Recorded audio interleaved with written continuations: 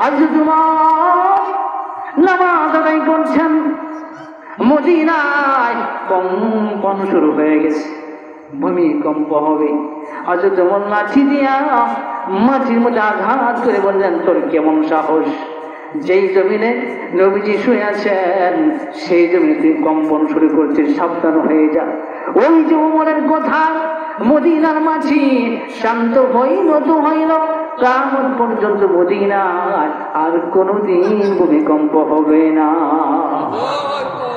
মুসলমান, হযরত আমর ইবনে আস রাদিয়াল্লাহু তাআলা আনহু মিশরের গভর্নর হলেন। মিশর মুসলমানদের হস্তগত হয়ে যায়। আমর ইবনে আস দেখেন মিশরের নদী শুকিয়ে যায় প্রতি বছর। মিশরের মানুষেরা একজন যুবতী সুন্দরী রূপসী কন্যাকে সাজায়া ওই নদীর মধ্যে বলি দেয়। আমরা দেশে বলি আছে না, ফাটা বলি দেয়, হেন থেকে এসে বলি দেয়। আমর ইবনে আস বললেন, তোমরা এই মেয়েটাকে সাজিয়ে গুছিয়ে কোথায় নিয়ে যাও? এলাকার লোকেরা বলল, আমাদের প্রতি বছরই নদীর পানি শুকিয়ে যায়, আমরা যখন আমাদের একজন সুন্দরী রূপসী কন্যাকে সাজিয়ে গুছিয়ে এই নদীর মধ্যে বলি দেই, তখন পানি চলে আসে। আমর ইবনে আস বললেন, সাবধান, মানুষের দাম আছে, আসেনি? আশরাফুল মাখলুকাত, সৃষ্টির সেরা হলো মানুষ। 18,000 মতান্তরে 42 ونؤمن به ونتوكل عليه ونعوذ بالله من شرور أنفسنا ومن سيئات أعمالنا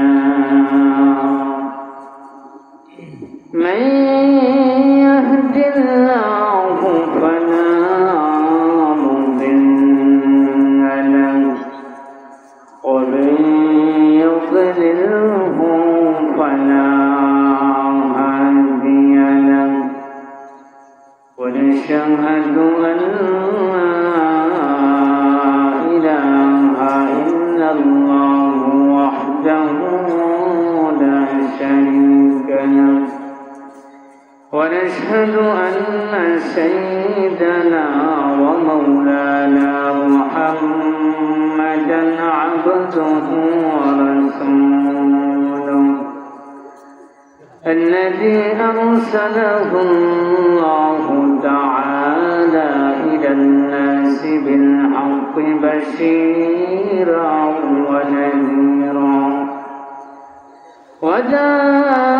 وداعيا إلى الله بإذنه وسراجا وقمرا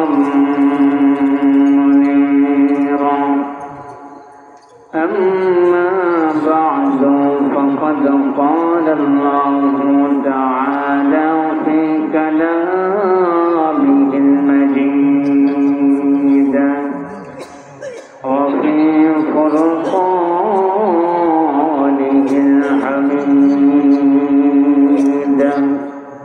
شكري زبان করে বলুন أعوذ بالله من الشيطان الرجيم بسم الله الرحمن الرحيم منها خلقناكم وفيها نعيدكم ومنها نخرجكم تارة أخرى وقال الله تعالى في آيات أخرى يرفع الله الذين آمنوا منكم والذين أوتوا العلم درجات وقال النبي صلى الله عليه وسلم إذا مات الإنسان انقطع عنه عمله إلا من ثلاثة إلا من صدقة جارية أو ولد صالح يدعو له أو علم ينتفع به بارك الله لنا ولكم في القرآن العظيم ونفعنا وإياكم بالآيات والذكر الحكيم شكري محبة سيدنا ماجد نذكر اللهم صل على محمد وعلى آل محمد كما صليت على إبراهيم وعلى آل إبراهيم إنك حميد مجيد اللهم بارك على محمد وعلى آل محمد كما باركت على إبراهيم وعلى آل إبراهيم إنك حميد مجيد بلغ العلا بكماله كشف الدجى بجماله حسنت جميع خصاله صلوا عليه وآله رخسار صبر کا ذرا پردہ اٹھا دو للہ مجھے حسن خدا داد دکھا دو اے بحر کرم صدق حسین بن علی کا پیاسا ہو مجھے شربت دیدار بنا دو بلغ العلا بکمالہ کشف الدجى بجمالہ حسنت جميع خصاله صلوا عليه وآله لا إله إلا الله মোহাম্মদের সাথে জবানটা ধরে আমরা সকলে বলি লা ইলাহা ইল্লাল্লাহ লা ইলাহা ইল্লাল্লাহ जगा जी लगाने की दुनिया नहीं है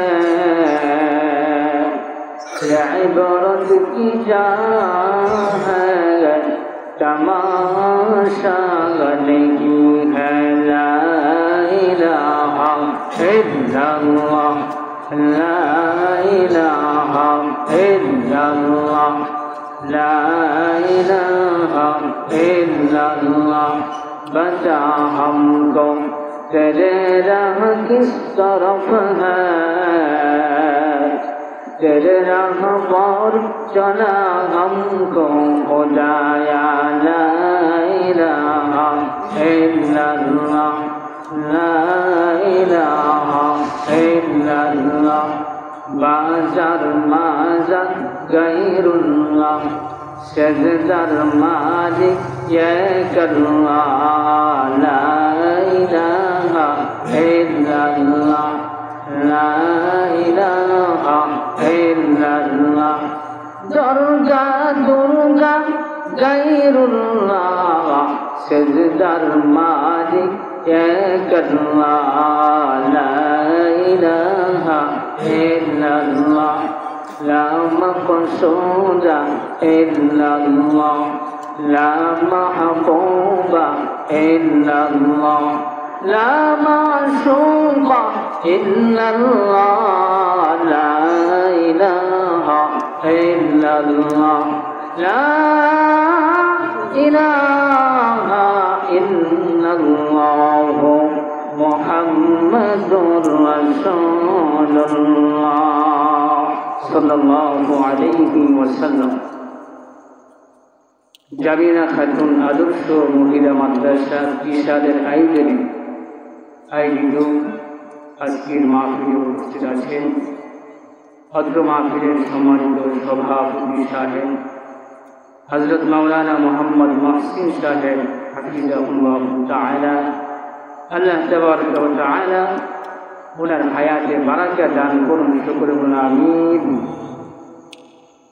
আজকের মাহফিলের আমন্ত্রিত ওয়াইজিন কেরাম, অত্র এলাকার মান্যগণ্য মুরব্বিয়ান ইকরাম, জাতির কর্ণধার, জাতির সুরপথ সদস্য মুআজ্জাজ মুকাররম হযরত উলামায়ে কেরাম, আমার প্রাণপ্রিয় যুবক ভাইরা, পর্দার আড়ালে অবস্থানরত অত্যন্ত শ্রদ্ধেয় সম্মানিত আমার মা বোনেরা, সর্বপ্রথম মাহবুবে কারীমের দরবারে কালিমাত শুকর আদায় করছি, যিনি আমাদেরকে দয়া করে মায়া করে মেহেরবানি করে রহমতের রশি দ্বারা বেঁধে রহমতি বরকতি জান্নাতের টুকরা বাগানে উলামায়ে কেরামের সহবতে কোরআনের সান্নিধ্যে গভীর রজনীতে প্রচণ্ড ঠান্ডাকে উপেক্ষা করে আল্লাহ পাকের মহব্বতে আসার বসার তৌফিক দিয়েছেন। এজন্য জুড়ে সুরে প্রাণ খুলে জবান খুলে শ্রদ্ধা জড়িত কণ্ঠে সমস্ত আওয়াজ দিয়ে বলি আলহামদুলিল্লাহ। একটু শরীরের মধ্যে গরম গরম রাত এখন প্রায় 11টার উপরে বাজে। এখন যদি গরম না করেন তাহলে কিন্তু নরম হয়ে যাবে, ঠিক কিনা? একটু জোরে সুরে জবানটা খুলে ফেরেশতাদেরকে সাক্ষী রেখে বলি আলহামদুলিল্লাহ। প্রধান বক্তাদের কি হয় আমি জানি। আপনাদের এলাকায় খাবারের রাত্রে কি দেওয়া হয়? দই নাকি? হ্যাঁ, ডালে ভরা একটা দুধ দিয়ে পায়েস দেয় না? এই পায়েস আর দই দুধগুলো খাইলে খান, না খাইলে রাইখে চলবে, ঠিক না? আমাদের তোমার লাভকে দেওয়া হয়েছে, এর অর্থ শুনলে শুনুন, না শুনে যাবেন না। কি বলেন? আপনারা কি করবেন? শুনবেন তো নাকি? মাসে কি প্রতিদিন হয়? প্রতিদিন হয়? প্রতি সপ্তাহ, প্রতি মাসে হয়, বছর একটা মাসিক হয়। এই মাসিককে সাজাইতে গিয়ে কি পরিমাণ শ্রম এবং কষ্ট করতে হয়, যারা মাসিক কর্তৃপক্ষ মাসিকটাকে সাজান তারা বুঝছে সম্মানিত। এই জন্য একটু সামনের দিকে এগিয়ে বসি, একটু কষ্ট করে হরকতি বন্ধ। 3 জায়গায় ফাঁকা রাখতে নাই, ভালো হবে পিছনে থাকতে না, একটু করে ঠিক আসবেন, একটু সামনের দিকে আসবে। অনেকে বোঝেন না, চেক করার জন্য বলছি, দেখে হুজুরের কণ্ঠটা কেমন, ও আর কেমন করে, ভালো হয়ে যায় সামনে আগামো, না হয় পিছন দিকে দৌড় দিব। এরকম মনোভাব যাদের আছে, কষ্ট করে সামনের দিকে চলে না। কয় জায়গায় ফাঁকা রাখতে নাই? 3 জায়গায়। নামাজের মাঝখানে ফাঁকা রাখতে নেই, আমার ভাইরা আসছে। কারণ নামাজের মাঝখানে ফাঁকা রাখতে শয়তান দাঁড়াইছেন নামাজে, আমরা নিয়ে যাবো এই সদর গাড়ি নামাজে দাঁড়াইছেন, আপনাকে নিয়ে যাবো এই যে কিরম নামাজ আছে না। আর মাহফিলে ফাঁকা রাখতে শয়তান বসে কুমন্ত্র নয়, মিথ্যা শয়তান আমরা মনে ঢুকিয়া বলবো তুই আর করবি 11:30 বাজে গেছে, ঘুমাইবি না, কালকে তো কাজ আছে, দৌড় দেই যা যাইয়া করবো না। অনেকে দৌড় দিচ্ছে, যারা দৌড় দিচ্ছে এদেরকে শয়তানে ধরছে, লিখছে, ঠিক কিনা বলেন? 3 নাম্বার স্বামী স্ত্রীর মাঝে ফাঁকা রাখবে না। স্বামী স্ত্রীর মাঝে ফাঁকা রাখলে শয়তান আইসা রোগটা লাগাইয়া মুহূর্তের মধ্যে 14 গোষ্ঠী তালাক দিয়ে একদম বিচ্ছিন্ন করে দেয়। ঠিক কিনা বলেন? যেহেতু রাত গভীর হয়ে গেছে, একটু হানা আপনারা কম লাগবে নাকি? হানা বললে আমার স্পিড বাড়বে, আলোচনা আসবে। ঠিক কিনা? সম্মানিত হাজিরিন, আমাদের আলোচনাগুলো মনোযোগ দিয়ে শুনতে হবে, হেদায়েতের মধ্যে শুনতে হবে। এমন যাতে না হয় এক কান্দে শুনে আরেক কান্দে বের করে দিলাম, এরকম যাতে না হয়। এরকম হয় আমাদের আমাদের সামনে কোরআন হাদিসের ব্যাখ্যাগুলো সঠিকভাবে তুলে ধরার চেষ্টা করেন, কিন্তু মানুষ উল্টা পাল্টা বোঝার কারণে এক শোনের পরিবর্তে রিয়াকশন দিই না। একটা এক্সাম্পল আপনাদের দিই। এক হুজুর অত্যন্ত সুরিত কণ্ঠে হযরত ইউসুফ আলাইহিস সালামের জুলেখার ঘটনা সুন্দর করে সাজিয়ে বলছে। আরেক ভদ্রলোক জীবনে মাহফিলে আসছেন, ওনার ওয়াইফ একটু ভালো আছে, উনি অনেক পরামর্শ দিয়া রূপ দেখায় মাহফিলে পাঠাইছে। বাড়িতে মনে মনে ভাবতেছে জায়গা মনে হয় উনি করছে কি মাহফিলে আইসিয়া মন মাহফিলে নেই, মন হেঁটে এই জায়গায় কোন জায়গা মেন সেন্টারে ওয়াজ করছেন। বাড়িতে গিয়ে বলছে আজকে আমার বাপ দাদা সহ্য করতে পারছে না, কি ওয়াজ করছে? এই সুন্দরের ঘটনা বলছে। স্বামী কিন্তু স্ত্রী চালাচ্ছে, আজকে কি ঘটনা বলেন না। আরে করছে ওয়াজ বললাম সেটা কি বলেন না, করতে বলবো এক মন্ত্রী আছেন না সেন্টারে গেছিল, ঠিক কিনা? স্ত্রী জিজ্ঞেস করতেন না যে বলুন তো দেখি ইউসুফের জুলেখার মধ্যে কে নারী আর কে পুরুষ? ইউসুফের নারী জুলে করেছে, বেড়ারে বিড়ি বানাইছে, বিড়িরে বেড়া বানাইছে, রবি পর্যন্ত বিড়ি মারাইছে, ঠিক কিনা? কেমন ওয়াজ শুনবেন আপনারা? এটা কেন হয়েছে? মনোযোগ না থাকার কারণে, ঠিক কিনা? মনোযোগ থাকতে হবে।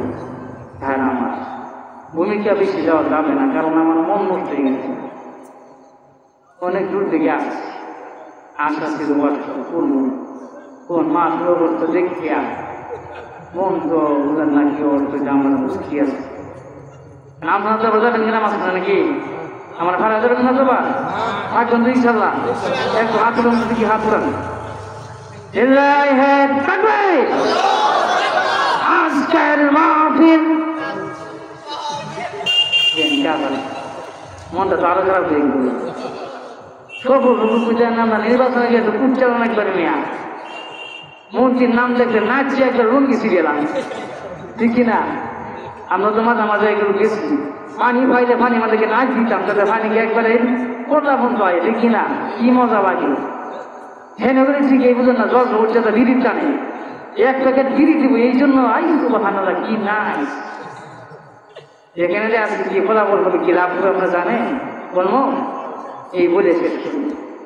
আল্লাহ নবী বলেন মাজতামা কওমুন ফি বাইতিন মিন বুয়ুতিল্লাহ ইয়াতলুনা কিতাবাল্লাহ ওয়া ইয়াতাদারাসুনাহু বাইনাহুম ইল্লা নাযালাত আলাইহিমুস সাকিনাহ ওয়া গাশিয়াতহুমুর রাহমা ওয়া হাফাতহুমুল মালায়েকা। আল্লাহ নবী বলেন মুসলমানদের যে জামাত মাহফিলে বসে দুইটা কাজ করবে, আল্লাহর পক্ষ থেকে তাদের জন্য 4 প্রকারের পুরস্কারের ঘোষণা হয়ে যায়। 1 নম্বর পুরস্কার নাযালাত আলাইহিমুস সাকিনাহ, বান্দাদের হৃদয়ে আল্লাহর পক্ষ থেকে সাকিনাহ অবতীর্ণ হয়। সুবহানাল্লাহ। 2 নম্বর পুরস্কার ওয়া গাশিয়াতহুমুর রাহমা, আল্লাহ পাকের রহমত আপনাদেরকে চতুর্দিক থেকে ঘেরাও করে রেখেছে। সুবহানাল্লাহ। 3 নম্বর পুরস্কার ওয়া হাফাতহুমুল মালায়েকা, আল্লাহ পাকের নূরের তৈরি ফেরেশতারা আপনাদেরকে চতুর্দিকে বেষ্টন করে রেখেছে। 4 নম্বর পুরস্কার ওয়া যাকারাহুল্লাহু ফী মান ইনদা, আল্লাহ নিকটে যে সকল ভিআইপি ফেরেশতারা রয়েছেন তাদের কাছে আল্লাহ তাবারাকা ওয়া তাআলা আপনাদের প্রশংসা করতে। লাভ হয়েছে তো নাকি আমার ভাইরা বন্ধুরা? যারা এখনো বাহিরে আছেন, রাস্তাঘাটে অযথা সময় নষ্ট করছেন, আপনাদেরকে অনুরোধ করে বলছি কষ্ট করে মাহফিলে চলে আসেন। হতে পারে আজকে যদি আমরা শেষ মোনাজাত করি তওবা করে যুবকের পানি ঝরাই দিতে পারি, আল্লাহ তাআলা আমাদের জিন্দেগির গুনাহগুলো মাফ করে দেবেন ইনশাআল্লাহ। এই নিয়ে আমরা বলবো ইনশাআল্লাহ। সম্মানিত হাজির, আমি আপনাদের সম্মুখে পবিত্র কোরআনে মাজিদের সূরা তাহা একটি প্রসিদ্ধ আয়াতে কারিমা তিলাওয়াত করছি। যে আয়াতটা আমরা অনেকেই জানি না, যে আয়াতটা আমরা আমাদের মৃত ব্যক্তিদেরকে দাফন করার সময়, কবরস্থ করার সময় 3 মুষ্টি মাটি নিয়ে মিনহা খলাকনাকুম ওয়া ফিহা নুঈদুকুম ওয়া মিনহা নুখরিজুকুম তারাতান উখরা বলি না?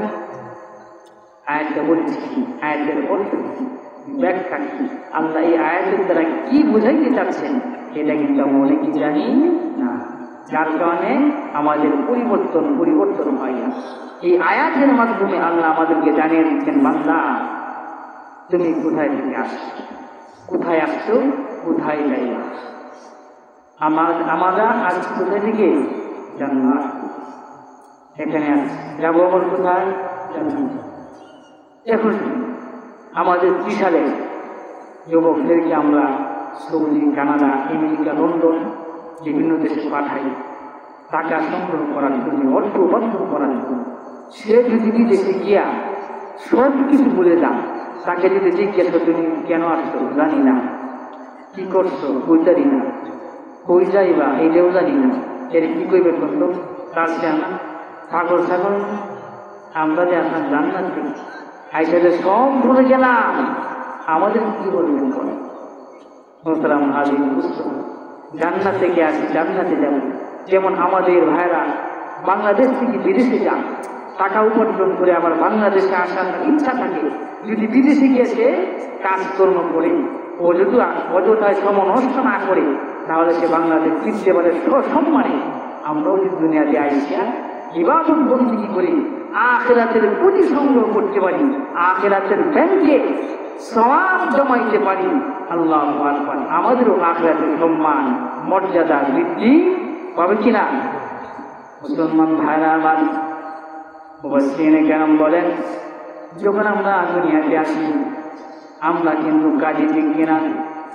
কবি বলেন, যেদিন তুমি এসেছিলে ভবে, কেঁদেছিলে তুমি হেসের জন্য, সবে ঠিক কিনা। একজন সন্তান যখন মায়ের পেট থেকে দুনিয়াতে আসে, সন্তান ওয়া ওয়া করে ক্রন্দন করে, সবাই কিন্তু হাসি। হ্যাঁ মুসলমান, আসার সময় হাসি, যাওয়ার সময় কি হবে? মুফাসসিরিনে কেরাম বলেন, যেই বান্দাটা দুনিয়াতে আইসা আখিরাতের প্রস্তুতি গ্রহণ করে, ঈমান আমলকে পরিপূর্ণ করে আখিরাতের প্রস্তুতি নিয়ে যেতে পারে, ওই বান্দার মৃত্যুর সময় সে হেসে হেসে আখিরাতের দিকে রওনা করবে। এজন্য কবি বলেন, এমন জীবন করো হে গঠন, মরণে হাসিবে তুমি কাঁদিবে ভুবন। এমন জীবন করিও না গঠন, মরণে কাঁদিবে তুমি হাসিবে ভুবন। মুসলমান, আল্লাহ নবী বলেন, যখন কোন ইমানদার বান্দার মৃত্যুর সময় হয়ে যায়, ইমানদার বান্দার দুনিয়া থেকে বিদায় নেওয়ার সময় হয়ে যায়, আল্লাহর পক্ষ থেকে নূরের ফেরেশতারা তাকে রিসিভ করার জন্য আল্লাহর পক্ষ থেকে এসে তাকে সালাম জানায়। কেমনে? সালামুন কওলাম মির রাব্বির রহিম, আল্লাহর পক্ষে সালাম দেয়।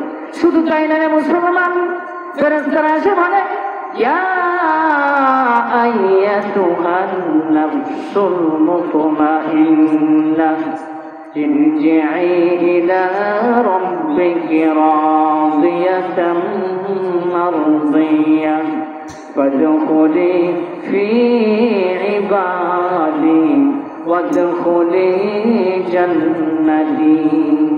আল্লাহর নূরের ফেরেশতা এসে বলেন, ইয়া আইয়াতুহান নাফসুল মুতমাইন্নাহ, হ্যাঁ পবিত্র আত্মা, ইরজি ইলা রাব্বিকি রাদিয়াতাম মারদিয়াহ, তুমি তোমার প্রভুর সন্তুষ্টির দিকে বের হয়ে আসো। আল্লাহু আকবার। হ্যাঁ মুসলমান, শুধু তাই নয়, আল্লাহ রাব্বুল আলামিন বলেন, ইন্নাল্লাযীনা ক্বালু রাব্বুনাল্লাহ সুম্মা ইসতাকামু تتنزل عليهم الملائكة ألا تخافوا ولا تحزنوا وأبشروا بالجنة التي كنتم توعدون نحن أولياؤكم في الحياة الدنيا وفي الآخرة ولكم فيها ما تشتهي أنفسكم ولكم فيها ما تدعون نزلا من غفور رحيم الله أكبر إن الذين قالوا ربنا الله যারা বলে আমার প্রভু আল্লাহ আল্লাহ বলার পরে সুম্মাস্তাকামু অটলার পবিত্র মানে পাঁচ ওয়াক্ত নামাজের সময় একা করে নাকি নামাজ না পড়লে কি চলবে নামাজ পড়িয়ে অটল থাকতে হবে ইসলামের জন্য কোরবানি দিতে হবে রোজা রাখতে হবে ইসলামের প্রত্যেকটা বিধান নিজের জিন্দিগিতে পরিপূর্ণভাবে ফিট করতে হবে কেমন ভাবে ফিট করবে দেখবেন আমাদের সমাজে কিছু লোক আছে নামাজ না বলে একটু ইমান ঠিক আছে আমরা ঠিক আছে হ্যাঁ ইমান ঠিক আছে নামাজ না বলে ইমান ঠিক আছে এটা উদাহরণ আপনাদেরকে দিই কষ্ট হইতেছে একটা এক্সাম্পল বটক চিনেন তো বটক নাকি বটকালি দেখতে ধরুন আপনাদের এলাকায় এক মেয়ের প্রস্তাব নিয়ে আছে ছেলের বাবার কাছে বলছে ফুলবাড়িয়াতে একটা মেয়ে আছে খুব সুন্দর গোলগাল চুল পায়ের বোঝা পর্যন্ত সুঠাম দেখে ঠিক মেধা ফুলবাড়িয়া বোর্ড 1 নম্বর কিন্তু একটা ছেলের বাবা জিজ্ঞেস করে কি সমস্যা কম না এটা না করে অসুবিধা কি সবই ভালো একটা খারাপ হলে অসুবিধা কি না একটু বলেন না ঘটক সবই ভালো কিন্তু একটা চরিত্র খারাপ কারণ রাজ্যে বইটাকে আমরা খুঁজে পাই না কি মনে করেন মেয়ে নিবে আনবে সবই ভালো বুঝুন গাড়ি আসছে ব্যবহার খুব ভালো সমাজের মানুষ খুব সেবা করে নরম মেজাজ নামাজ করে না দুইজনে একই রকম নামাজ ছাড়া কোনো গতি নাই ঠিক কিনা বলে নামাজ কুটি অনেক জায়গায় দেখবেন জানাজার নামাজে দাঁড়ায়া বিভিন্ন জায়গায় কুসংস্কার কাজ সবাইকে জিজ্ঞেস করুন কেমন ছিল সবাই বলে ভালোই আছে সারাদিন টাকাম টুকাম ফুটবল খাইছে কারণ আমরা সার্টিফিকেট দিয়েছে ভালো আছে জানাজার বুকা এত সোজা মনে করিয়ে না এগুলো কুসংস্কার মাঝে মাঝে আমরাও জানাজা যাই আমাদের বুঝুন জানাজা বুঝতে পেরেছি জিজ্ঞেস করেছে লোকটা কেমন ছিল ভালোই ছিল হুজুর ওনার পাশে লোককে জিজ্ঞেস করুন যে ভালো ছিল আপনি চিনেন ওনাকে চিনি না চিনলে কেমন করেছি ভালো ছিল তার এমনি করেছি মুখে হাসতে বসে কথা বুঝছেন এইভাবে বাজান কাজ করবে না আমলের জিন্দিগি নিয়ে দুনিয়া দিকে দুনিয়াতে আসছি আমল সংগ্রহ করার জন্য আখিরাতের পুঁজি সংগ্রহ করার জন্য আর দুনিয়া মাসরাতুল আখিরা দুনিয়া হলো আখিরাতের কি খেয়ে কিন্তু আমরা দুনিয়াতে আইসা এমন পর্যায়ে পৌঁছেছি মন হয় আর আমাদের মনেই হবে না ঠিক কিনা সাবধান যদি আমরা আমার জিন্দিগি গঠন করে দুনিয়া থেকে যেতে পারি আমাদেরকে আল্লাহ পাকের ফেরেশতারা সব সম্মানে রিসিভ করবে কেমনে রিসিভ করবে আমি বলবো আল্লাহ নবী বলেন কোন ইমানদার বান্দার মৃত্যুর যখন সময় হয়ে যায় তার পাশে এসে আত্মীয় স্বজন ক্রন্দন করেন ছেলে মেয়ে কাঁদেন পাড়া প্রতিবেশী কাঁদেন আমরা সচক্ষে দেখি কিন্তু হাদিসে আছে শুধু পাড়া প্রতিবেশী নয় আত্মীয় স্বজন নয় ছেলে সন্তান স্ত্রী নয় বাকাতিস সামাওয়াতু ওয়াল আরদ ওই বান্দার জন্য আসমান ক্রন্দন করে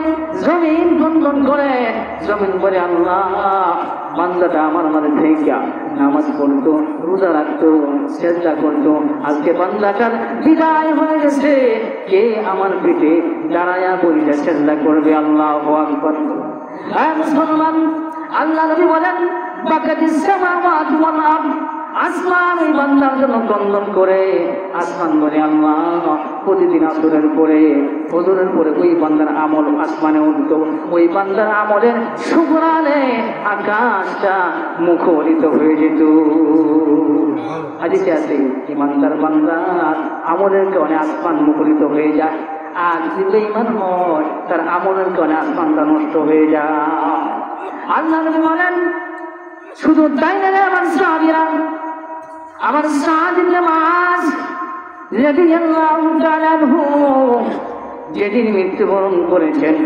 আমার সাদ ইবনে মুআজের জন্য ইহতাযালাহু আরশুর রহমান, আল্লাহর আরশ কাঁপতে শুরু করে দিয়েছে। আল্লাহু আকবার।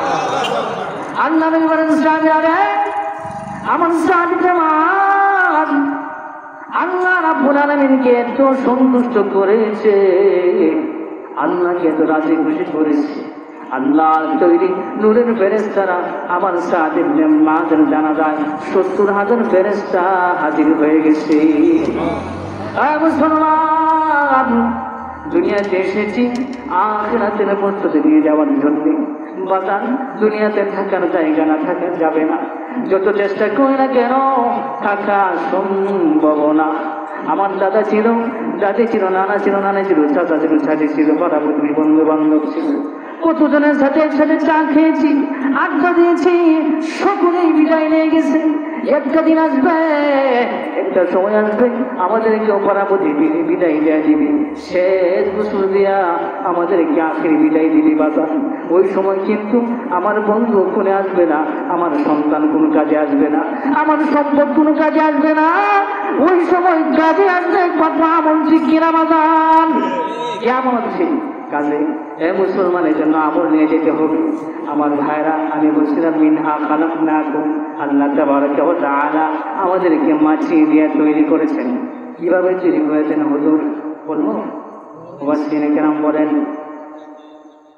আল্লাহ তাআলা আমাদেরকে জান্নাতে রেখেছেন। আমাদের মা হাওয়া আলাইহিস সালাম, আদি পিতা আদম আলাইহিস সালাম কোথায় ছিলেন? জান্নাত। শয়তান ঢোকায় পড়ে দুনিয়াতে চলে আসছে। আদম আলাইহিস সালাম কোথায়? এই শ্রীলঙ্কার আদম পাহাড়ে। হাওয়া আলাইহিস সালাম এই জেদ্দা। হুজুর জানেন জাদ্দাতুর থেকে জাদ্দা মানে লাডি, পৃথিবীর লাডি। আমরা উহুদ করতেছিলাম। আল্লাহ তাআলা মা এবং বাবার মাধ্যমে আমাদেরকে দুনিয়াতে নিয়ে আসলেন। কেমনে আসলেন?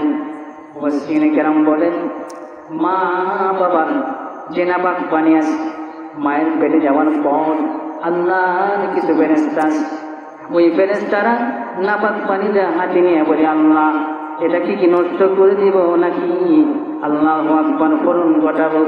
দেখেন না, অনেকেই স্বামী স্ত্রীর বন্ধনে আবদ্ধ হওয়ার পরে ৫ বছর ১০ বছর ৩০ বছর হয়ে যায়, সন্তান হয় না, ঠিক কিনা? কারণ তকদিরে নাই। আমার আল্লাহ বলেন ফেরেশতারা আমাকে জিজ্ঞেস করার দরকার নাই, বান্দাকে দুনিয়াতে প্রেরণ করার ৫০ বছর আগে এই বান্দার চেহারাটা আমি লৌহে মাহফুজ নামক কৌলের মধ্যে লটকায় রাখছি। সুবহানাল্লাহ কইছেন না? এই ফেরেশতারা রে, আমাকে জিজ্ঞেস করার দরকার নাই, বান্দার চেহারাটা, বান্দার গঠন আমি ৫০ বছর আগেই সুন্দর করে মজবুত করে সাজায় গুছায়া লৌহে মাহফুজে লটকায় রাখছি। তুমি দেখো বান্দার নামটা কি? বান্দার নাম আব্দুল্লাহ, বাড়ি কই? মোমেন শাহী বিভাগে, থানা কই বিশালে। এটা কোন জায়গা? জায়গার নাম কি?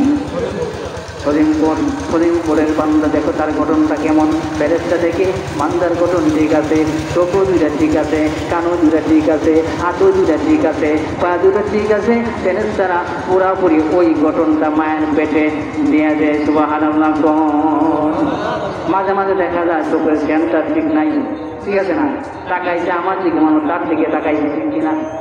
পা দুইটা থাকে, হাতও দুইটা থাকে, কিন্তু আঙ্গুল ২০টা জায়গায় ২২টা হয়ে যায়, নাকি ২০টা জায়গা ২৪টা হয়ে যায়। কেন? এগুলো লৌহে মাহফুজে লটকানো আছে। বান্দাকে তৈরি করার ৫০ বছর আগে আল্লাহ এইভাবেই তৈরি করেছেন। সুবহানাল্লাহ। আমার আল্লাহ বলেন ফেরেশতারা রে, একটা কাজ করবেন, আমার বান্দাকে তৈরি করার পর আমার বান্দা যেখানে মরবে ওই জায়গা থেকে মাটি এনে, এক চিমটি মাটি এনে বান্দার নাভির সাথে ফিটিং করে দিবা।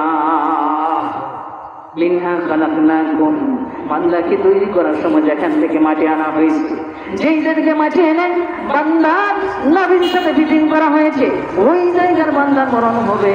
এই জন্য দেখা যায় বান্দার বাড়ি হল বিশাল মুনসাহিদে, বান্দার মরণ হয় সৌদিতে, সেখানে কবর হয়। তার কারণ হলো মুসলমান এই বান্দাকে তৈরি করার সময় ফেরেশতারা ওই সৌদি থেকে মাটি এনে বান্দার নাভির সাথে মিক্সার করেছে। আল্লাহু আকবার।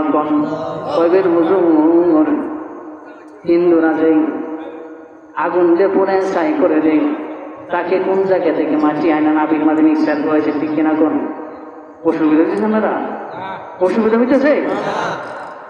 মুফাসসিরিনে কেরাম বলেন নাবি এমন একটা জিনিস, নাবি পচে না, নাবি পুড়ে না, কারণ নাবির সাথে মাটি অ্যাড করা হয়েছে। মাটিকে আপনি যতই পুরান মাটিকে পুড়বে নি।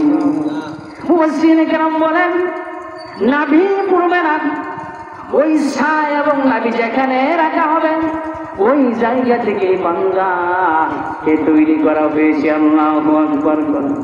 বলবেন হুজুর অনেক মানুষ কি মানে করে নৌকায় করে সমুদ্র পথে যাত্রা করে, অনেক সময় নয় বান্দা সমুদ্রের গভীরে চলে যায়, ওই বান্দাকে কোন জায়গা থেকে তৈরি করা হয়েছে?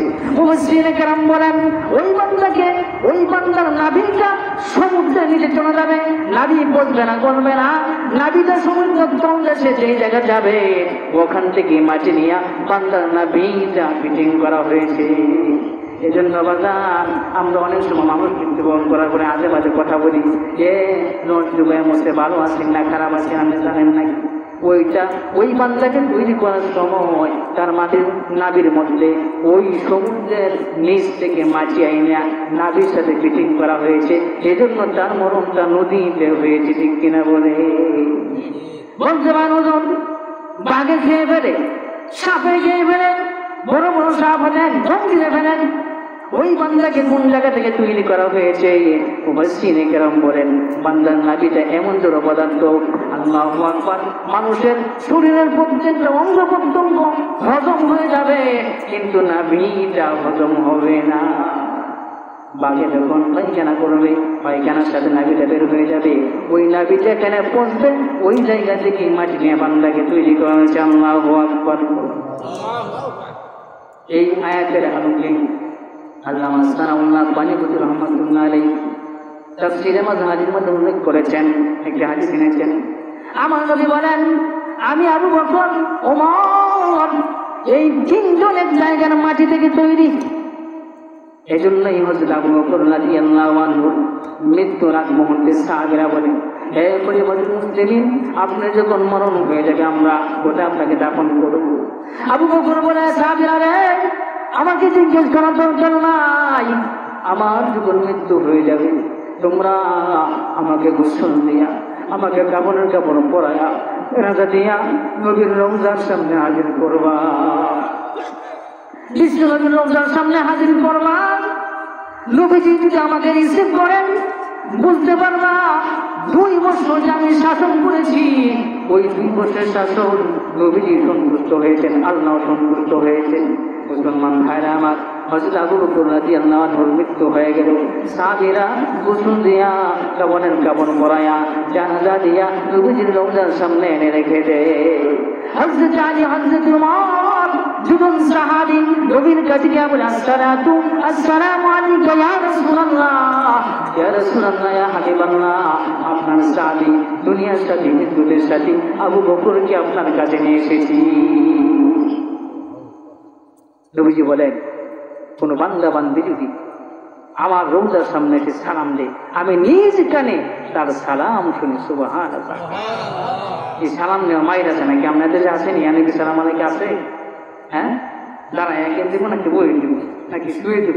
মাইর আছে না? বিভিন্ন জায়গায় আছেন মাই, নবীরে কি আপনার সালাম দেব? মনে কি মনে করে জানেন? আমরা যখন এখানে কথা বলি তখন নবী সুজি আছে না, উজুর দেখুন এই কুমিল্লা জায়গা আছে, চেয়ার রেখে দেন, চেয়ার কেন? নবী নাকি আসবে। আচ্ছা শুনেন, হাদিসে আছে নবীজি হায়াত জিন্দা নবী। নবী যদি এখন রওজা থেকে এখানে চলে আসেন, নবী কি হায়াতুল নবী থাকবেন? থাকবেন? থাকবেন। আচ্ছা শুনলাম নবীজি আসে না, নবীজির রূপ আসে। এক সময় তো পৃথিবীর বিভিন্ন প্রান্তে নবীকে সালাম দেওয়া হয়, নবীজি কয় জায়গায় না। কথা বুঝতেছেন আপনারা? আপনারা কম বুঝতেছেন যদি এলাকায় মাইটা নাই। তাই নবীকে সালাম দেওয়া, বসে দেওয়া যায়, শুয়ে দেওয়া যায়, গাছ উঠতে দেওয়া যায়, ঘুমের সময় দেওয়া যায়, ঘুমায় দেওয়া যায়, নাকি দুরুদ যে কোনোভাবে পড়া যায়। নামাজে দুরুদ পড়া যায়, বাহিরে পড়া যায়, বসে পড়া যায়, দাঁড়ায় পড়া যায়, শুয়ে পড়া যায়, গাছ উঠতে পড়া যায়, কান করে পড়া যায়, গাড়ি উঠতে পড়া যায়, ঠিক কিনা বলে? দুরুদ নিয়ে মাইল লাগে। আল্লাহ নবী বলেন, কোনো বান্দা বান্দে যদি দূর থেকে আমাকে সালাম দেয়, আমার প্রতি দুরুদ পৌঁছায়, কিছু ফেরেশতা আছে, ওই ফেরেশতারা বান্দার নাম ঠিকানা সহ আমার রওজার মধ্যে পৌঁছায় দেয়। মুসলমান ভাইরা আমার, হযরত আলী, হযরত উমর, দুজন সাহাবী হযরত আবু বকরের লাশ নবীজির সামনে নিয়ে বলে, ইয়া রাসূলুল্লাহ, ইয়া হাবিবাল্লাহ, আপনার সাহাবী, আপনার দুনিয়ার সাথী হিজরতের সাথে আবু বকরকে নিয়ে এসেছি। ইয়া রাসূলুল্লাহ, ইয়া হাবিবাল্লাহ, আপনার হিজরতের সাথে মৃত্যুর আগ মুহূর্তে বলেছিল আপনার রওজার সামনে তার নাশটাকে পেশ করার জন্য, আপনি যদি তাকে রিসিভ করেন আপনার সাথে সাহিত্য করার জন্য, আজ রিসিভ না করেন গো, যে কোনো জায়গায় তাকে দাফন করার জন্য। আল্লাহু আকবার।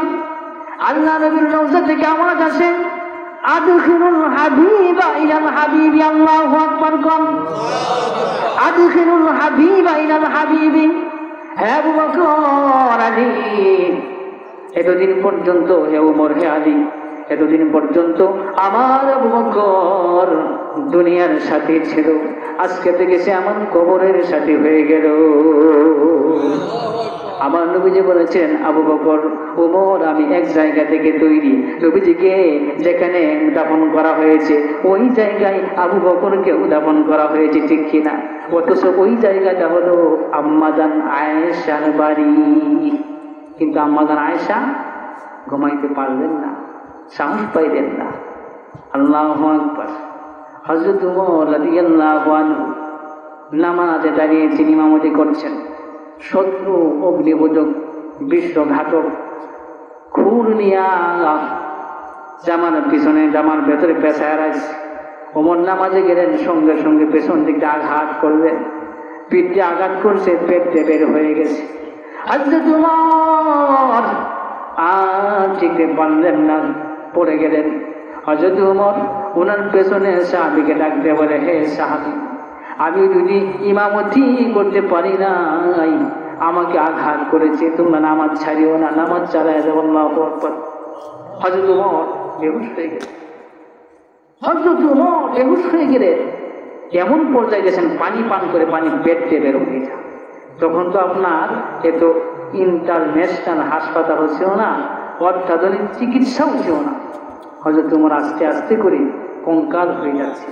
তিনি নবীজির সুন্নত আদায় করেন। নবীজি সাল্লাল্লাহু আলাইহি ওয়াসাল্লাম শুকনা রুটি খেতেন জৈতুনের তেল দেয়া। হযরত ওমরও শুকনা রুটি খান জৈতুনের তেল দেয়া।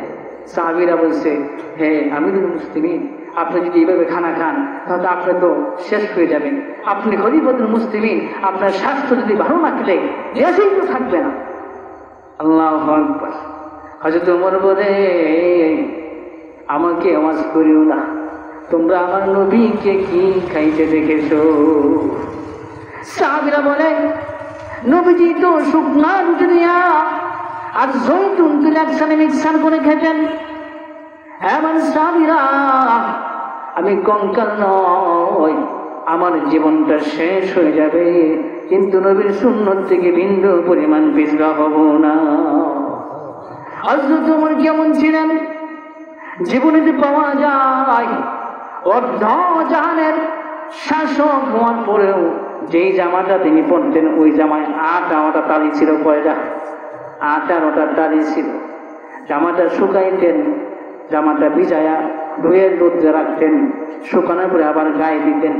অথচ কেমন পাওয়ার ছিল। হ্যাঁ মুসলমান, খালি ভাব করি আমরা, খালি ভাব, বৃত্তে কিচ্ছু নাই, শুধু রট্টর পটর, যেন উপরে বিদ্যার ভিতরে সদর গা। ওমর অর্ধ জাহানের খলিফা, কি পাওয়া! ঝড় তুফান আসতেছে। হযরত ওমর বললেন, সাবধান, এইদিকে জেনে আসস। ঝড় তুফান আসতেছে, সিডর আসতেছে, হযরত ওমর সামনে যাইতেছে, সিডরের সামনে আল্লাহু আকবার। হযরত ওমর বলে, সাবধান, এই পাহাড়ের মাঝখান দিয়ে বিদায় নিবি, এই জমিনে আসবে না, এই বস্তিতে আসবে না। হযরত ওমরের কথার কি পাওয়া, ঝড় তুফান পাহাড়ের মাঝখান দিয়ে বাগছে, আল্লাহু আকবার। হাজার আরো বেশিও আছে। সকল সৃষ্টিজীবের মধ্যে সর্বসেরা কে? মানুষ। আমর ইবনে আস বললেন, সাবধান, পানির জন্য একজন মানুষকে হত্যা করা যাবে না, বলে দেওয়া যাবে না। আমি খলিফাতুল মুসলিমিনকে অবহিত করবো, জানাবো।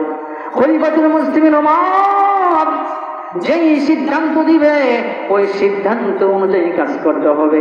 আমর ইবনে আস রাদিয়াল্লাহু আনহু খলিফাতুল মুসলিমিনকে অবহিত করলেন, হে আমিরুল মুমিনিন, এই ঘটনা। ওমর ইবনে খাত্তাব রাদিয়াল্লাহু আনহু চিঠি লিখলেন। চিঠির বক্তব্য হলো, নদী, তুই যদি শয়তানের কথায় প্রবাহিত হস, তার তোর পানির আমার দরকার নাই। আল্লাহু আকবার। ঘুমায় গেছেন নাকি আমরা? আল্লাহু আকবার। লোক আসবে ইনশাআল্লাহ, আসবে। আমার ভাইরা, হযরত ওমর বললেন, নদী রে, তুই যদি আমার আল্লাহর হুকুমে জারি হস, তাহলে জারি হয়ে যাইবি। আমর ইবনে আস বললেন, হ্যাঁ, মিশরের মানুষেরা ওমর ইবনে খাত্তাব রাদিয়াল্লাহু আনহুকে চিঠি লিখছেন। ওই চিঠিটা নীল নদে ফেলানোর সঙ্গে সঙ্গে পানি চলে আসবে। মিশরের মানুষ কয়, মুসলমান না তো পাগল ছাড়া আর কিছুই না, ঠিক না? চিঠির মাধ্যমে পানি আসবে, কি বসিটা, চিঠিতে পানি আসবে, বিশ্বাসই হয় না। হ্যাঁ, নীল নদের চতুর্পাশে হাজার হাজার মানুষ হাজির হয়ে গেছে। রং দেখবে, মুসলমানরা তো আল্লাহ জানে কি হয়। যদি পানি না আসে, আজ কিন্তু মুসলমান শেষ। আর বেঈমানরা হাসাহাসি করতেছে, কি কয় মুসলমানরা। মুসলমান কাকে বলে চেনেন? মুসলমান কাকে বলে জানেন? মুসলমানের পাওয়ার কি ভালো করে দেখেন। মুসলমান আজকে বিশ্বের মধ্যে মুসলমান নির্যাতিত নিপীড়িত হচ্ছে, তার কারণ হলো আমরা হযরত ওমরের মতো, সাহাবীদের মতো ঈমান আমাদের না থাকার কারণে বেঈমান কাফেররা চতুর্দিক দিয়ে আমাদেরকে বেষ্টন করে নিয়েছে, ঠিক কিনা বলে? আমর ইবনে আস রাদিয়াল্লাহু আনহু মিশরে জানিয়ে দিলেন, অমুক দিন এতটার সময় খলিফাতুল মুসলিমিনের পক্ষ থেকে আসা কাগজটা নীল নদে ফেলানো হবে। হাজার হাজার মানুষ নীল নদীর চতুর্পাশে হাজির হয়ে গেছে। আল্লাহু আকবার। আমর ইবনে আস রাদিয়াল্লাহু আনহু কাগজটা নদীর মাঝখানে ফেলাইতে দেরি হয়, পানির স্রোত আসতে দেরি হয় না। মুসলমান আমর ইবনে আস দৌড়ায়, পানিটাকে দৌড়ায়।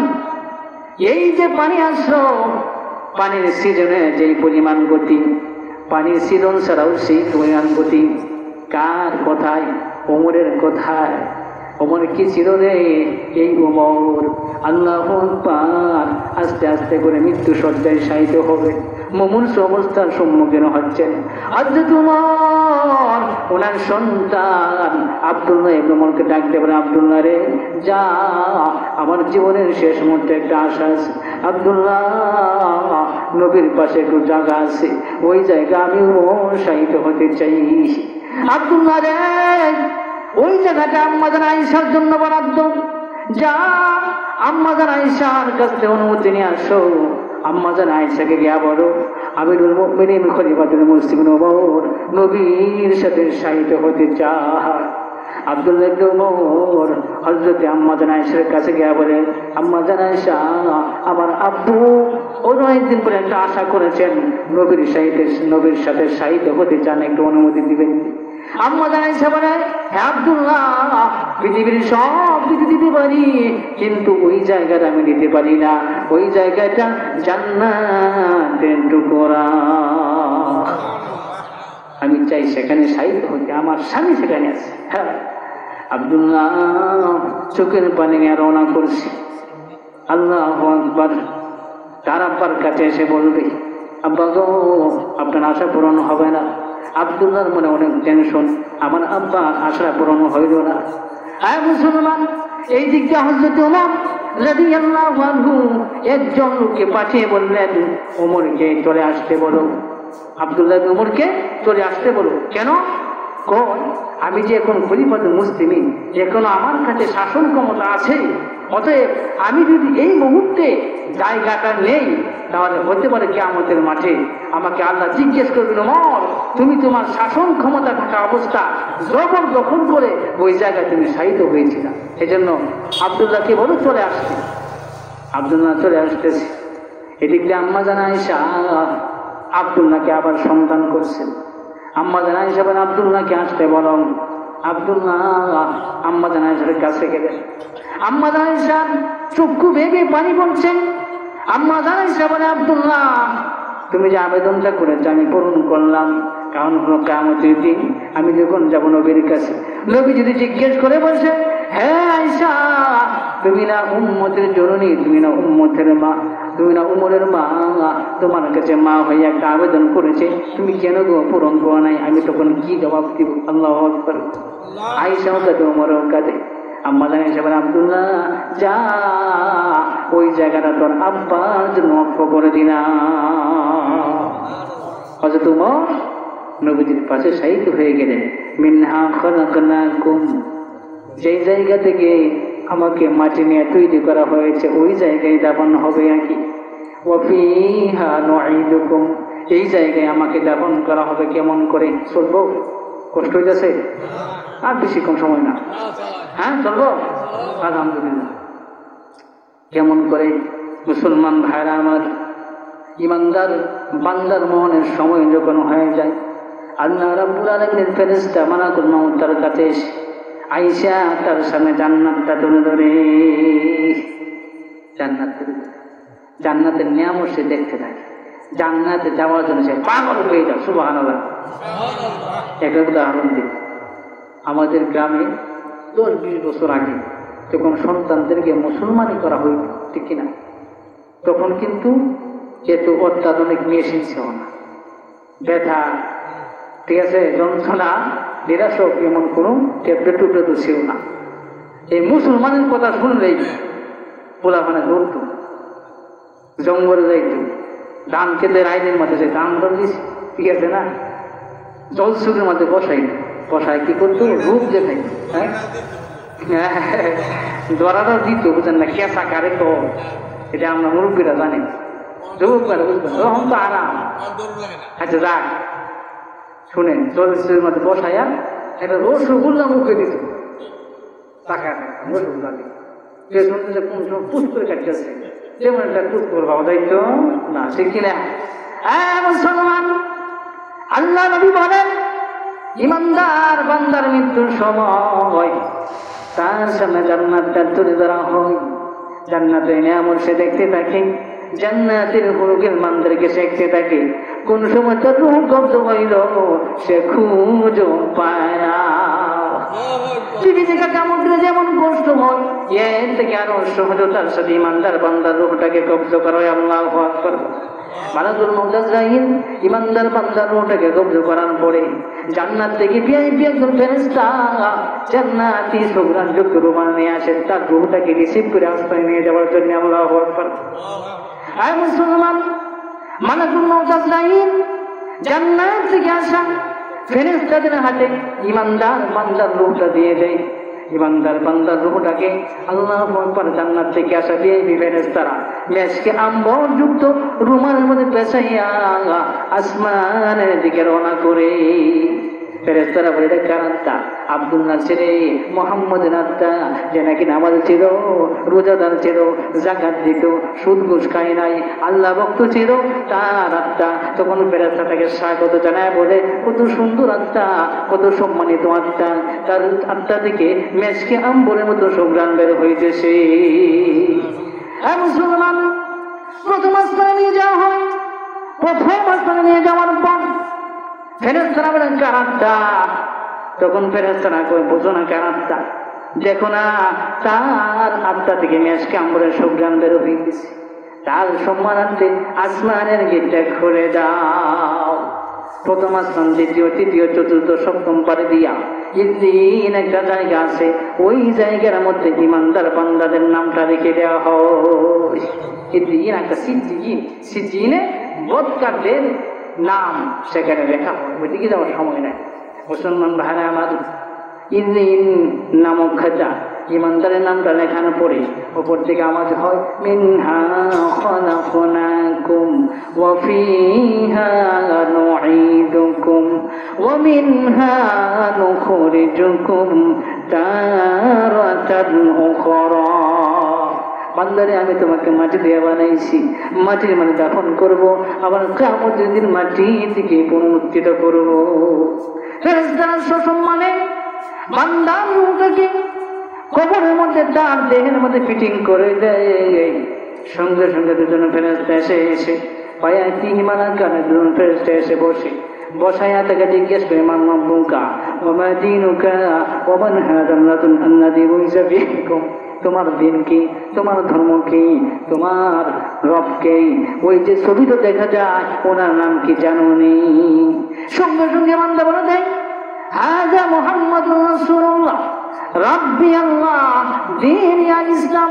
এই উত্তর বলার সঙ্গে সঙ্গে আসমান থেকে আওয়াজ আছে, আন সাদাকা আবদি, আমার বান্দা সত্য কথা বলেছে, ফাফরিশুহু মিনাল জান্নাহ, আমার বান্দাকে জান্নাতের পোশাক পরিয়ে দাও, ওয়ালবিসুহু মিনাল জান্নাহ, আমার বান্দার জন্য জান্নাত থেকে সুঘ্রাণ আসার ব্যবস্থা করে দাও। রাখা হলো কবরে। হাদিসে আছে, যখন আপনাকে আমাকে কবরে রাখা হবে, আমি এখন মাটিতে চড়ি, মাটির মধ্যে কোবাই, যেমনে মন চাই এমনি মাটির সাইজ করে টিকে, মাটি কথা বলে না। আর মুসলমান কবরে রাখার পরে মাটি জবান খুলে যাবে, মাটি বলবে যদি আমি ইমানদার হই, মাটি বলবে হেরে বান্দা, দুনিয়াতে যারা আমার উপর বিচরণ করতো, তুমি ছিল আমার মধ্যে সবচেয়ে সেরা, দুনিয়াতে তোমাকে কিছু করতে পারি নাই, এখন তুমি কবর জগতে এসেছো, দেখবো আমি তোমার সাথে কেমন আচরণ করি। এই কথা বলে মাটি আল্লাহু আকবার, ইমানদার বান্দার চতুর্দিকে মাটি সরে যাবে, তার চোখের দৃষ্টি যতদূর পর্যন্ত যায় ততটুকু দূর মাটিগুলো সরে যাবে। আর যদি বদপার হয়, বেনামাজি হয়, সুদ করে ঘুষ করা হয়, মাটি জবান করে যাবে, মাটি বলবে, হে বেঈমান, দুনিয়াতে যারা আমার পৃথিবী জন্ম করে তুই ছিলে সবচেয়ে নিকৃষ্ট, এখন তুই কবরে আসছিস, বুঝবি আমি তোর সাথে কেমন আচরণ করি। এই কথা বলে মাটি দুই দিক থেকে এমন ভাবে চাপ দিবে, আল্লাহ নবী ওইটা হাত এভাবে রেখে বোঝাইছেন, এই পাঁজরের হাত যেগুলো একটা আরেকটার মধ্যে এভাবে ঢুকে যাবে মুসলমান। শুধু তাই না রে, আল্লাহ নবী বলেন তখন একজন ফেরেশতা আসবে, কানে শুনে না, একটা মুকুল নিয়ে আসবে, তাকে মানতে থাকবে, তাকে শাস্তি দিতে থাকবে। মুসলমান শুধু তাই না, আল্লাহু আকবার, 70টা সাপ, বিষাক্ত সাপ বেনামাজি ফাজিলের কবরে এসে তাকে দংশন করতে থাকবে, কামড় দিতে থাকবে। একবার কামড় দেওয়ার পরে 70 হাত মাছের নিচে চলে যাবে, আবার আসবে, আবার কামড় দেবে, কিয়ামত পর্যন্ত এই শাস্তি চলবে। মুসলমান, কবরে কে যাবে? আমার স্ত্রী যাবে না, আমার সন্তান সন্তুর যাবে না, বন্ধু যাবে না, কে যাবে গো মুসলমান? আমার নবী বলেন, যখন একজন ইমানদার বান্দাকে কবরস্থ করা হয়, ইয়াতিহি সালাহ আর ইয়ামিনিহি, নামাজ তার ডান দিকে আসবে, নামাজ আসবে, যাকাত আসবে, ইয়াতিহি কুরআন ইনদা রাসিল লাইল, যে বান্দা দুনিয়াতে থেকে কোরআন শরীফ পড়ছে, কোরআনের সাথে সুসম্পর্ক করছে, কোরআন শরীফটা বান্দার মাথার নিকটে চলে আসবে। হাদিসে আছে, আপনাকে আমাকে দাফন করার পরেই আমরা কবরের থাইকা যারা দাফন করে চলে আসে, তাদের আওয়াজ, জুতার আওয়াজ শুনতে পাই। তখন আমরা বলি, তোমরা কারা গো, আমাকে একা একে কবরে রেখে গেছো, আমার সাথে কে থাকবে? মুসলমান, তখন এমন করে বলে, বান্দা চিন্তার কোন কারণ নাই, টেনশনের কোন কারণ নাই, দুনিয়াতে থেকে তুমি আমার জিন্দগি গঠন করেছো, ইমান আনার পরে কোরআন পড়েছো, নামাজ পড়েছো, হজ করেছো, যাকাত দিয়েছো, বান্দা কোনো চিন্তা নাই, আমরা আমল তোমার জীবনের সাথী হয়ে গেলাম। আমলগুলো বলবে নাম কানা উমাদিল আরুস, এ বান্দা নতুন বউ যেমন ভাবে ঘুমিয়ে যাও ঠিক তেমনি ভাবে তুমি ঘুমিয়ে যাও। কেমন যখন শুরু হবে তোমাকে আমরা সজাগ করবো, ডাকবো, তুমি কোনো চিন্তাই করো না। মুসলমান, এজন্য দুনিয়াতে আইসে আখিরাতকে ভোলা যাবে না। সাবধান, শয়তান আমাদেরকে চতুর্দিকে গ্রাস করে ফেলছে। শয়তান আমাদেরকে দুনিয়াতে এমন ভাবে বুঝাইছে মনে হয় আমাদের মৃত্যুই হবে না, ঠিক কিনা বলে। মানুষ দুনিয়ার প্রতি এমন ভাবে ঝুঁকতেছে, তাদের দিকে তাকাইলে মনে হয় সে সব ভুলে দুনিয়াতে একদম ঢুকে গেছে। সাবধান বাবা, কবরে যেতে হবে, মরতে হবে, দুনিয়াতে থাকা যাবে না। কবরে কে যাবে? আমল যাবে, কোরআন যাবে। হাদিসে আছে কোরআনটা তার কেটে আসে বলবে, কোরআনের জবান ঘুরে যাবে। আল্লাহু আকবার কম।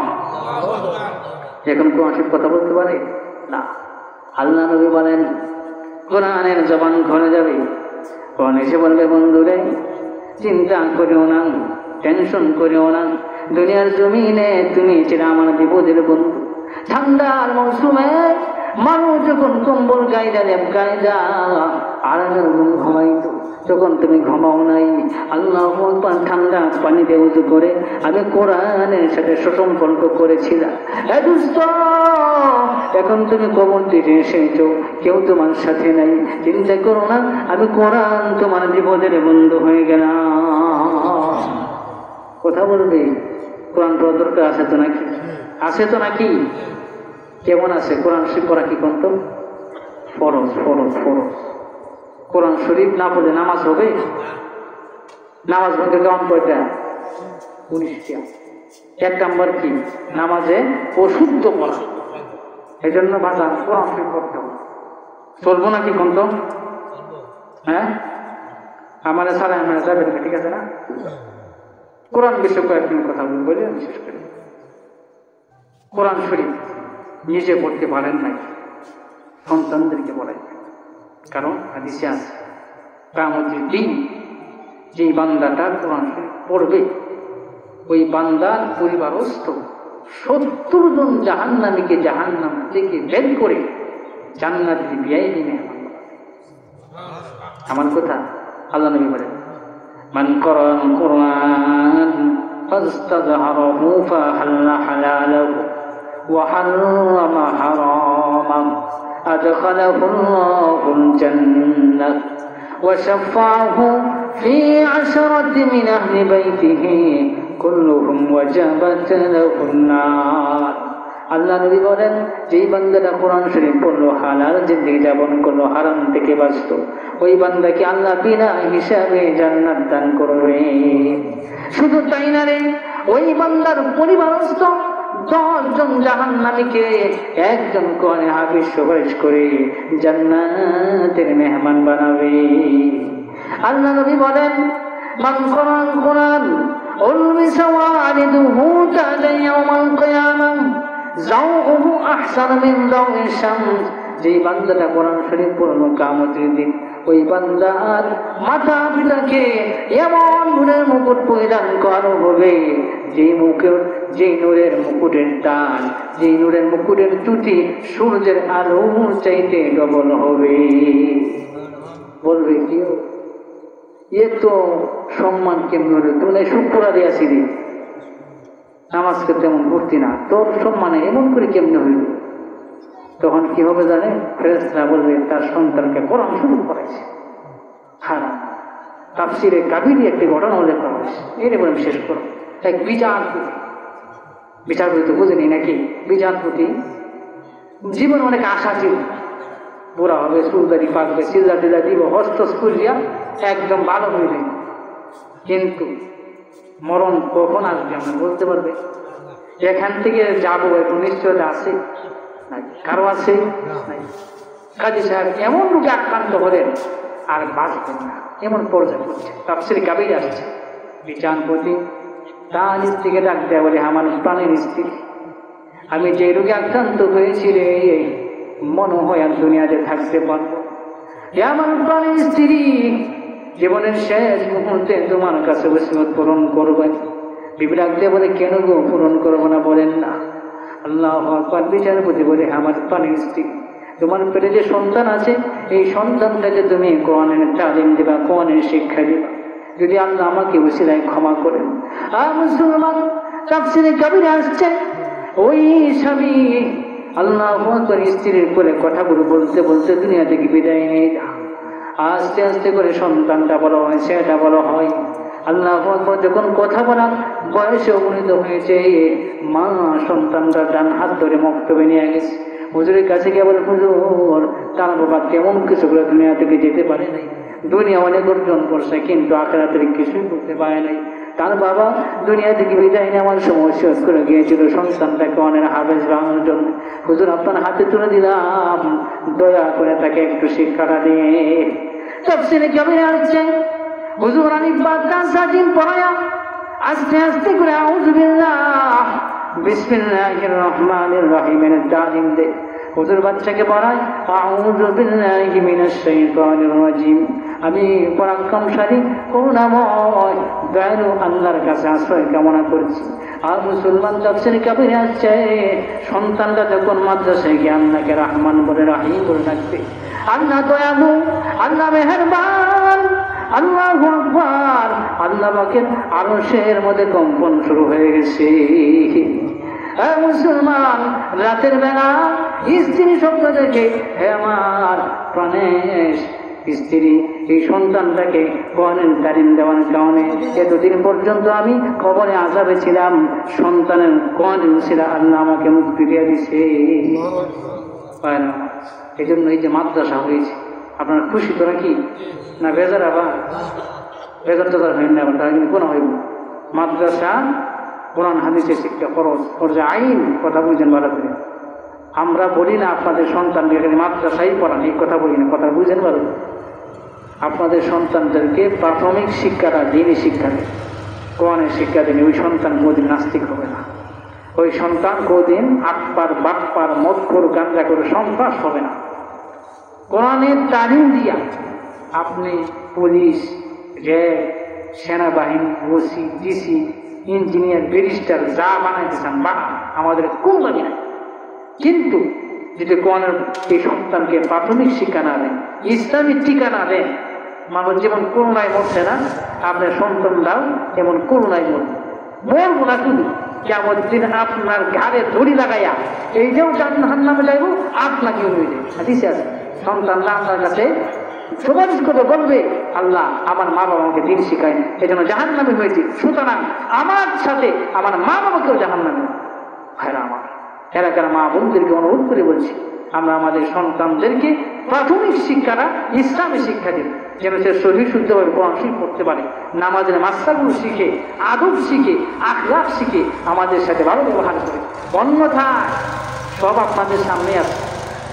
বড় বড় শিক্ষিত ফ্যামিলির সন্তানরা আজকে মা বাবা যখন বৃদ্ধ হয়ে যায় বৃদ্ধাশ্রমে রেখে আসে না? কিন্তু কোনো হুজুর, কোনো আলেম, কোনো হাফেজ আজ পর্যন্ত তার মা বাবাকে বৃদ্ধাশ্রমে যায় নাই, এমন কোনো প্রমাণ নাই, ঠিক কিনা বলে? বড় বড় শিক্ষিত ফ্যামিলির লোকেরাই তাদের মা বাবাকে বৃদ্ধাবস্থা যখন অসহায় হয়ে যায়, খেদমতের প্রয়োজন হয়, সেবার প্রয়োজন হয়, তখন তাদেরকে বৃদ্ধাশ্রমে রেখে এসে দুঃখে দুঃখে সেখানে মৃত্যুবরণ। মাঝে মাঝে ফেসবুকে ট্যাটাস আছে, আমরা দেখি, আমাদের চোখের পানি পড়ে। ভাইরা আমার, এই জন্য আমরা আমাদের সন্তানদেরকে ইসলামী শিক্ষা দেবো তো ইনশাআল্লাহ। আল্লাহ আমাদের সবাইকে মাদ্রাসার প্রতি সুনজর রাখার তৌফিক দান করুন, আমাদের সন্তানদেরকে দ্বীনের খেদমত করার তৌফিক দান করুন।